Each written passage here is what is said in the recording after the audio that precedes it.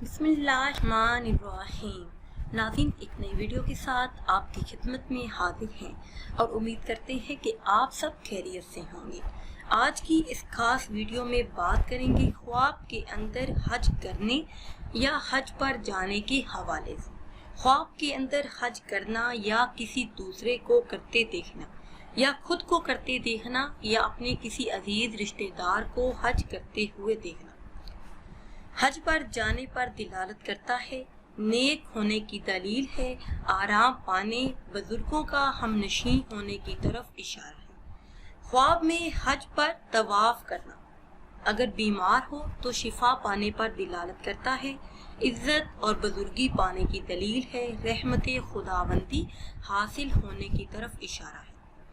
अगर साहिब ख्वाब देखे कि ख्वाब के अंदर हज पर गया है, ख्वाब के अंदर हज पर जाना आदिल बादशाह की ज़ियारत नसीब होने की तरफ इशारा है, नेक अमल करने की दलील है और इल्म के बहुत ज़्यादा होने की दलील है।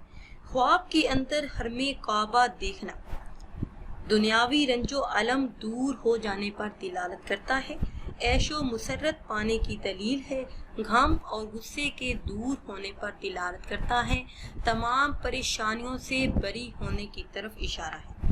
ख्वाब के अंदर हज पर जाना और हजरे अस्वद चूमना बुजुर्गे दीन से या हुक्म वक्त से फैज़ हासिल होने की दलील है, दीन में कामिल होने, दीन के मजबूत होने की दलील है।